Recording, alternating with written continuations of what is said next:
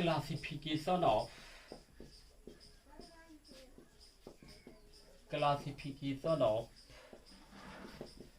mono halo compounds, ठीक है, on the basis of hybridization. There are two types.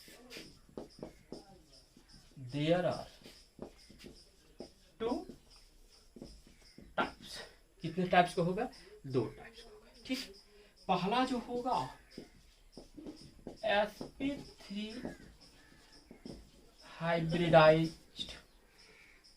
sp3 hybridized mono halo compounds। दूसरा का है sp2 hybridized mono halo compound, ठीक है। अब इसमें जो कार्बन होगा, कार्बन या तो sp2 हाइब्रिडाइज होगा और नहीं तो sp3 हाइब्रिडाइज होगा। अब हम लोग sp3 हाइब्रिडाइज के आधार पर मोनो हेलो कंपाउंड का क्लासिफिकेशन पढ़ेंगे कि मोनो हेलो कंपाउंड का जो क्लासिफिकेशन करेंगे वो sp3 हाइब्रिडाइजेशन के आधार पर कैसे किया जाएगा, ठीक है। चलिए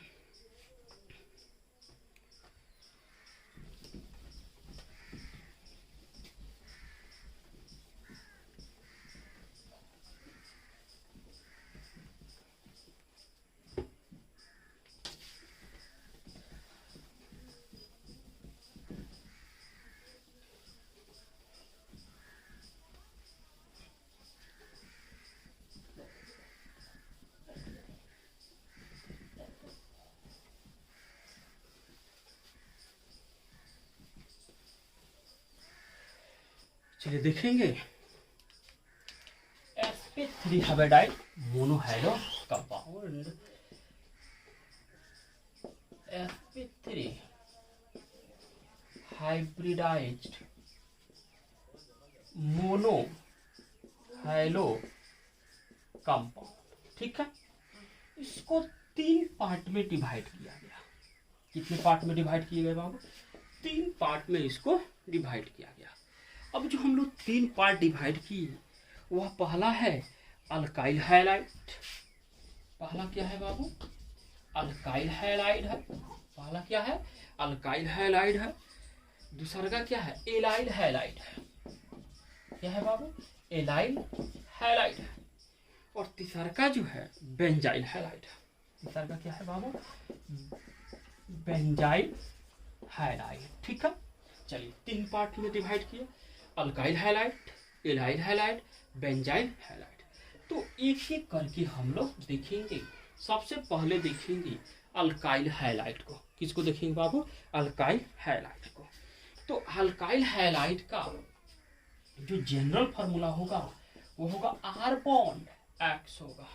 R बॉन्ड X होगा, या R बॉन्ड X को आप हेलो अल्कीन भी बोलिएगा। क्या बोलिएगा? हेलो अल्कीन भी आप बोलिएगा, ठीक है। चलिए अब हेलो अल्कीन जो होगा वो हमेशा सेचुरेटेड का होगा। क्या होगा? सेचुरेटेड होगा, यानी सेचुरेटेड हाइड्रोकार्बन होगा। कैसा होगा बाबू? सेचुरेटेड हाइड्रोकार्बन होगा, ठीक है। अब इसके एग्जाम्पल ले लीजिए। अब इसका एग्जाम्पल क्या होगा? जैसे C बॉन्ड Cl ले लिए। इस बॉन्ड को पूरा करने के लिए कौन आएगा? H आएगा। कौन आएगा बाबू? H आएगा। तो Cl3 बॉन्ड Cl हो गया।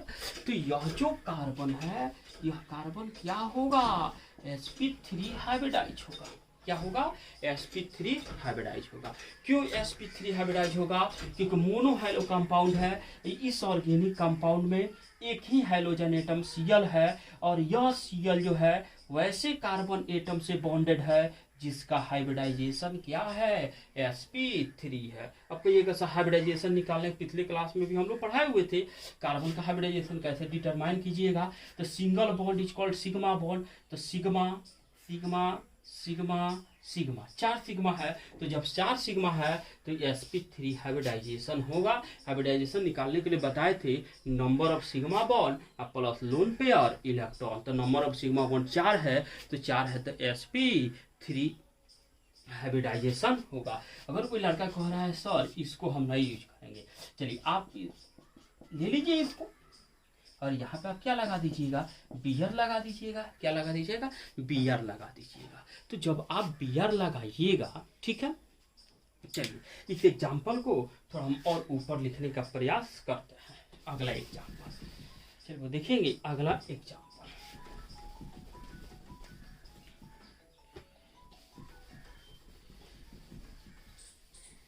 अल्काइल हैलाइड का अगला एग्जाम्पल हम लोग देखेंगे। चलिए अगला एग्जाम्पल देखिए क्या है, ठीक है। जैसे सी मान लीजिए Br लगा दी, ठीक है, यह H और ये क्या हो जाएगा, H हो जाएगा। चलिए तो इस कार्बन के लिए क्या होगा, हाइब्रिडाइजेशन जो होगा sp3 होगा। हाइब्रिडाइजेशन क्या होगा बाबू, sp3 हाइब्रिडाइजेशन होगा। बोले इतना में कोई डाउट है, नो डाउट। अब हम लोग देखेंगे एलाइल ग्रुप को, एलाइल हैलाइड को। अब एलाइल हैलाइड इसका और एग्जांपल आप लिख सकते हो, जितने भी सिंगल बॉन्डेड हो और उसमें क्या कार्बन एटम के साथ क्या हो, हाइड्रोजन एटम बॉन्डेड हो, तो आपको क्या हो जाएगा, अल्काइल हैलाइड का एग्जांपल हो जाएगा। अब हम लोग देखेंगे एलाइल हैलाइड को। किसको देखेंगे बाबू, एलाइल हैलाइड को देखेंगे कि एलाइल हैलाइड जो है वह क्या है, ठीक है। तो एलाइल ग्रुप पहले देख लें, क्या है, एलाइल ग्रुप हम लोग पहले देख लें, ठीक है। एलाइल ग्रुप को देखना है, क्या देखिएगा बाबू, एलाइल ग्रुप को पहले हम लोग देख लें कि एलाइल जो ग्रुप होगा वह क्या ग्रुप इंडिकेट करता है। तो CH2 डबल बॉन्ड CH, ठीक है, इस बॉन्ड C एक बॉन्ड, यह जो होगा आपको एलाइल ग्रुप को इंडिकेट करता है। और यह देखिएगा यहाँ एलाइल ग्रुप हुआ, ठीक है। अब यहाँ पे हमको अगर इस कार्बन X जोड़ देंगे तो एग्जाम्पल हो जाएगा, आप देख लीजिएगा CH2 double bond CH bond C bond X, यानी CH2 डबल बॉन्ड जो CH है इसके बाद जो कार्बन होगा वह sp3 हाइब्रिडाइज को इंडिकेट करता है। इसका बॉन्ड खाली होगा और बॉन्ड खाली है तो हाइड्रोजन एटम बॉन्डेड होगा। तो यह जो हाइब्रिडाइजेशन होगा वह क्या हो जाएगा, sp3 हाइब्रिडाइज होगा कार्बन। चलिए एग्जाम्पल अब हम लोग देख ले रहे हैं, CH2 double bond CH bond C और यहाँ पे क्या लगा दिए, Br लगा दिए। क्या लगा दिए बाबू, Br लगा दिए, ठीक है। तो यह जो हम Br लगाए तो यहाँ जो यह कार्बन है, यह जो कार्बन होगा वह कैसा होगा, sp3 हाइब्रिडाइज होगा। बात समझ में, कैसा होगा, sp3 हाइब्रिडाइज होगा। क्यों sp3 हाइब्रिडाइज होगा, क्योंकि यह क्या है बाबू, CH2 डबल बॉन्ड CH के बाद जो कार्बन होगा वह आपको क्या कहलाएगा, यह कार्बन sp3 होना चाहिए, sp3 हाइब्रिडाइज होना चाहिए और इसी के साथ क्या होगा, हाइड्रोजन एटम जुड़ा हुआ होना चाहिए, ठीक है। चलिए अब इसका अगर कोई नाम कहे कि इसका नामकरण आप क्या कर दीजिएगा, तो इसका नामकरण क्या हो जाएगा, एलाइल ब्रोमाइड हो जाएगा। क्या हो जाएगा बाबू, आप एलाइल ब्रोमाइड भी इसका नामकरण कर दीजिएगा। चलिए अब हम लोग को देखना है बेंजाइल हैलाइड। क्या देखना है बाबू, बेंजाइल हैलाइड। तो बेंजीन से जब एक हाइड्रोजन निकलता है तो बेंजाइल ग्रुप बनता है। क्या बनेगा, बेंजाइल ग्रुप बनेगा। तो इसका डायरेक्ट एग्जांपल आप देख लीजिएगा, यह देख लीजिए क्या है, यह बेंजीन ग्रुप है। कौन सा ग्रुप है बाबू, यह आपका बेंजीन ग्रुप को इंडिकेट कर रहा है, ठीक है। और यहाँ से H को निकाल कर एक कार्बन जोड़ दिए, H को निकाल कर क्या जोड़ दिए, एक कार्बन जोड़ दिए, बॉन्डेड कर दिए और इस कार्बन के साथ कोई भी एक हाइड्रोजन एटम आप बॉन्डेड कर दीजिएगा। तो यह H हो जाएगा और यह H हो जाएगा और यह जो कार्बन होगा वह क्या हो जाएगा, sp3 हाइब्रिडाइज होगा। क्या हो जाएगा बाबू, sp3 हाइब्रिडाइज हो जाएगा। कैसा हाइब्रिडाइज होगा, sp3 हाइब्रिडाइज होगा। अब हम लोग पूछेंगे कि बेंजाइल हैलाइड में नंबर ऑफ कार्बन कितने होंगे, तो total number of carbon atom in benzyl halide तो क्या बताइएगा, total number of carbon atom कितने हो जाएंगे बाबू, 7 कार्बन एटम होगा। एग्जाम्पल के तौर पर आप ले लीजिए इसको, ठीक है, बेंजीन हो गया, कार्बन जोड़ दिया और यहाँ पे Br जोड़ दिए, तो यह आप H हो जाएगा। इस बॉन्ड को कौन पूरा करेगा, H पूरा कर देगा। बोलिए इतना में कोई डाउट है? तो हम लोग क्लियर कर लिए alkyl halide, allyl halide, benzyl halide किसके आधार पर, तो sp3 हाइब्रिडाइजेशन के आधार पर। किसके आधार पर बाबू, sp3 हाइब्रिडाइजेशन के आधार पर हम लोग क्लासिफाइड कर लिए। 3 टाइप हुआ, alkyl halide, allyl halide, benzyl halide. बोलिए अब हम लोग को देखना है sp2 हाइब्रिडाइजेशन के आधार पर। किसके आधार पर, sp2 हाइब्रिडाइजेशन के आधार पर।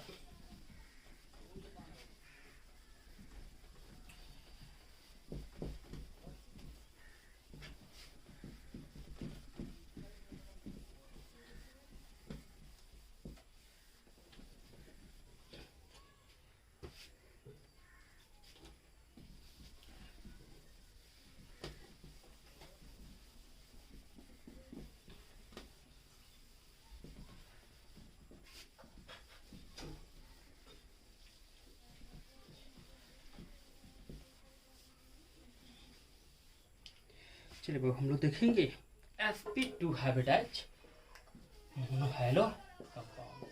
किसके आधार पर, sp2 हाइब्रिडाइज मोनोहैलाइड कंपाउंड। तो यह जो होता है यह 2 टाइप के होते हैं। कितने टाइप के हो गए बाबू, 2 टाइप के हो गए। कितने टाइप के, 2 टाइप के हो गए। अब हम लोग देखेंगे जो 2 टाइप होगा वो कौन कौन 2 टाइप के कंपाउंड होगा।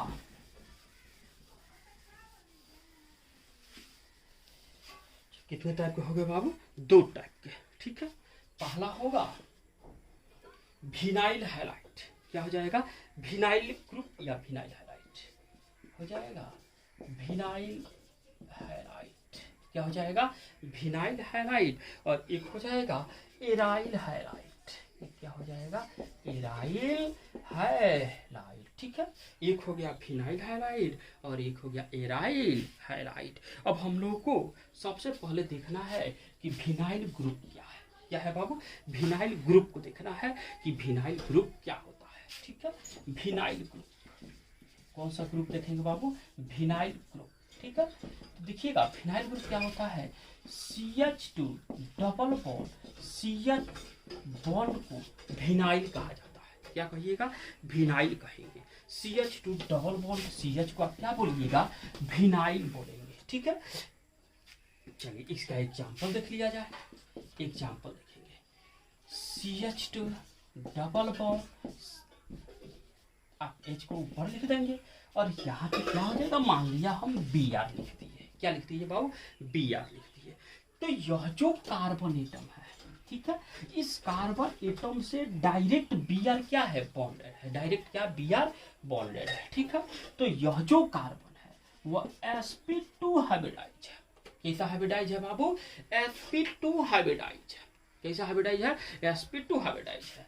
तो यह हो जाएगा आपको विनाइल ब्रोमाइड। अगर इसका नाम आप दीजिएगा तो नाम क्या हो जाएगा, विनाइल ब्रोमाइड। नाम क्या हो जाएगा बाबू, विनाइल ब्रोमाइड हो जाएगा। बोले क्लियर हुआ, नहीं हुआ एक बार और समझिए।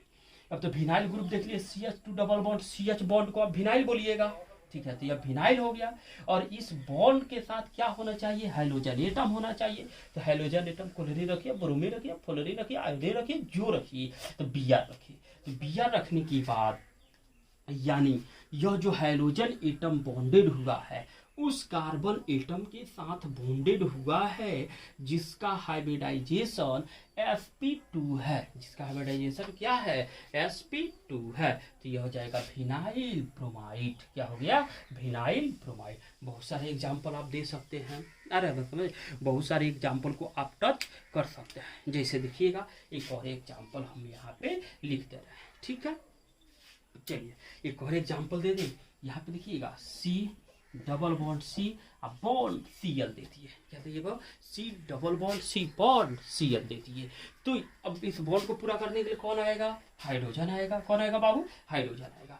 तो यह जो कार्बन है दैट कार्बन जो होगा sp2 हाइब्रिडाइज होगा। कैसा होगा, sp2 हाइब्रिडाइज होगा और इसका नाम हो जाएगा विनाइल ब्रोमाइड। इसका नाम क्या हो जाएगा बाबू, विनाइल ब्रोमाइड। अगर कोई नाम पूछे इसका तो क्या बोलिएगा, विनाइल ब्रोमाइड। क्या बोलिएगा, विनाइल ब्रोमाइड बोलिएगा। बोलिए क्लियर होगा। अब हम लोग को देखना है एराइल ग्रुप को। क्या देखेंगे, एराइल ग्रुप को यानी एराइल हैलाइड को। तो एराइल का मतलब क्या होगा, एरोमेटिक। एराइल का मतलब क्या होगा, एरोमेटिक।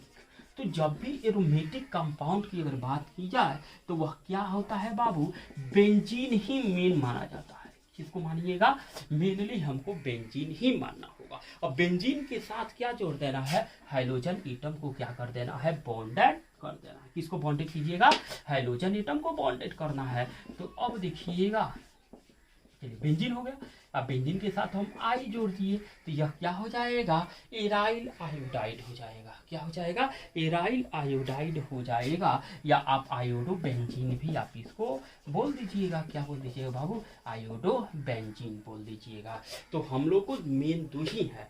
पहला हम लोग को क्या पढ़ना है, अल्काइल हैलाइड पढ़ना है, और दूसरा का हम लोग क्या पढ़ना है, एराइल हैलाइड पढ़ना है। बाकी से हम लोग को कोई मतलब नहीं है, वो तो जानकारी के लिए हम लोग को पढ़ना था। चलिए अब हम लोग को पढ़ना है nature of C bond X. क्या देखना है बाबू, nature of C bond X यानी कार्बन और हाइड्रोजन के बीच में जो बॉन्ड होगा उस बॉन्ड का नेचर क्या है।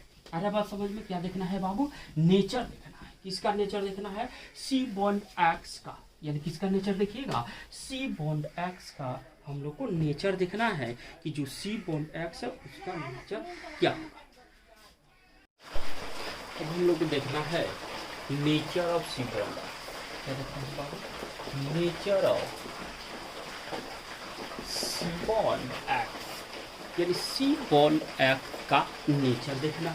ठीक है, तो यहाँ पर हम देखेंगे electronegativity of hydrogen is greater than electronegativity of carbon.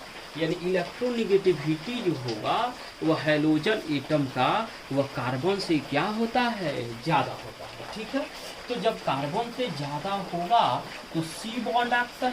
ठीक है, जब इसका इलेक्ट्रोनेगेटिविटी एक्स का ज़्यादा होगा वो क्या करेगा, बॉन्डेड इलेक्ट्रॉन को अपने तरफ क्या करेगा, अट्रैक्ट करेगा।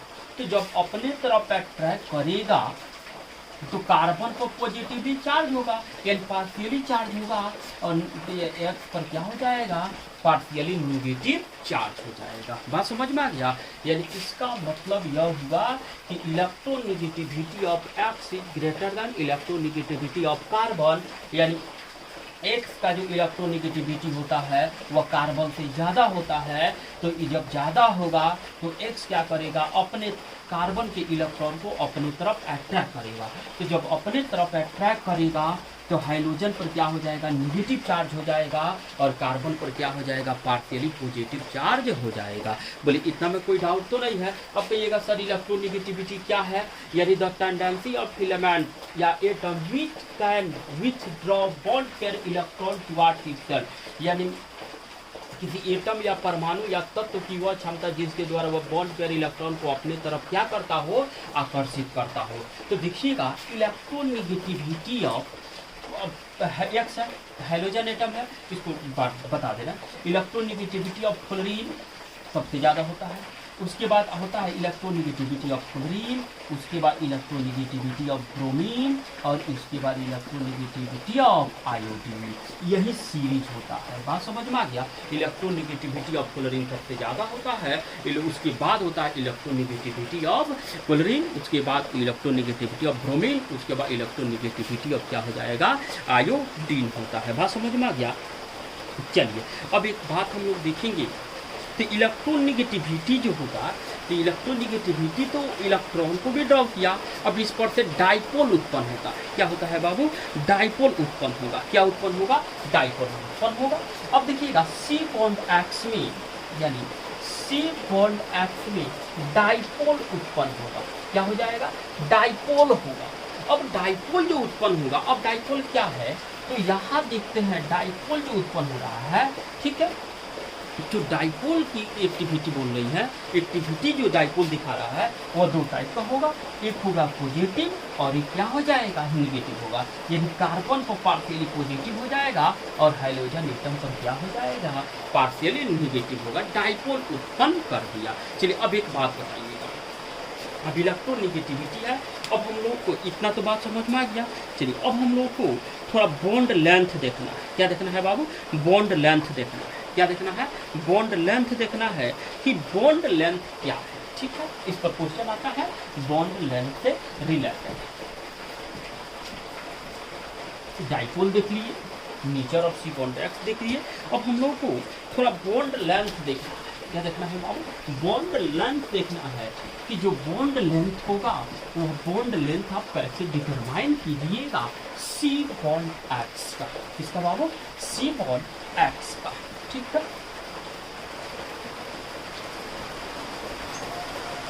सी बॉन्ड एक्स का क्या देखना है, बॉन्ड लेंथ। चलिए अब यहाँ पर क्लोरीन है। ठीक है, एक्स क्या हो गया बाबू, अब एक्स यूज होगा आपका क्लोरीन हो गया। उसके बाद क्या है, क्लोरीन हो गया। उसके बाद क्या हो गया, ब्रोमीन हो गया।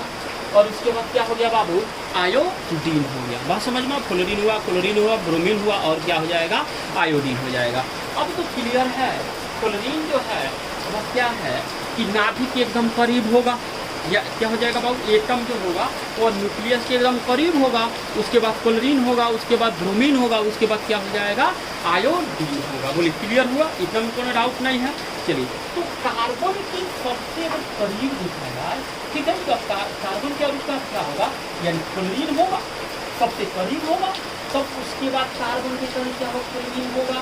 तब उसके बाद पता है कार्बन के बाद क्या होगा, कार्बन के बाद अब ब्रोमीन हो जाएगा, अब बियर है, और उसके बाद क्या हो जाएगा, आयोडीन हो जाएगा। यानी सबसे यानी क्या होगा, एकदम करीब होगा।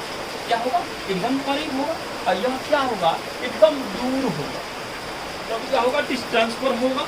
तो अब कहता है लेंथ जितना ही ज्यादा बढ़ेगा। ठीक है, अब लेंथ बढ़ेगा। ठीक है, डिसोसिएशन अब तो क्लियर हो गया होगा बॉन्ड लेंथ क्या है।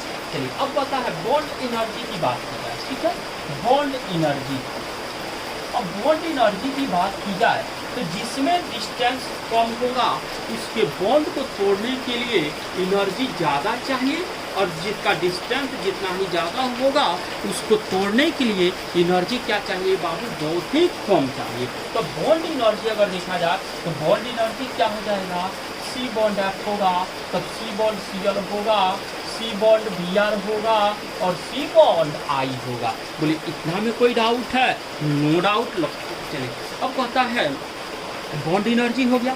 अब कहता है हम लोग को देखना है कि ऑर्डर लेंथ देखना है। ठीक है, लेंथ अब देख लीजिएगा, बॉन्ड ऑर्डर लेंथ देखना है, बॉन्ड लेंथ। ठीक है, तो बॉन्ड लेंथ क्या होगा, तो बॉन्ड लेंथ क्या हो जाएगा, तो सी बॉन्ड आई का सबसे ज़्यादा होगा। उसके बाद सी बॉन्ड बी आर आएगा, सी बॉन्ड सी एल आएगा, उसके बाद क्या हो जाएगा, सी बॉन्ड या फ्लोरीन हो जाएगा। बात समझ में आ गया। चलिए इतना में कोनो डाउट तो नहीं होना चाहिए। यानी कहता है क्या, बॉन्ड ऑर्डर इनवर्सली प्रोपोर्शनल होता है बॉन्ड डिसोसिएशन एनर्जी। आपको 11th में केमिकल काइनेटिक्स में भी इसको मिला होगा टॉपिक। तो बॉन्ड ऑर्डर जो होता है बॉन्ड डिसोसिएशन की क्या होता है, एनर्जी के कर्मानुपाती होता है। अगर आप बॉन्ड ऑर्डर बढ़ाइएगा तो क्लियर है बॉन्ड डिसोसिएशन एनर्जी डिक्रीज करेगा, और जब बॉन्ड ऑर्डर डिक्रीज करेगा तो बॉन्ड डिसोसिएशन एनर्जी क्या करेगा, इंक्रीज करेगा। इस पर ऑब्जेक्टिव क्वेश्चन आता है बोर्ड में। बोले क्लियर हो गया। अब हम लोग अगला क्लास में अगला टॉपिक देखेंगे।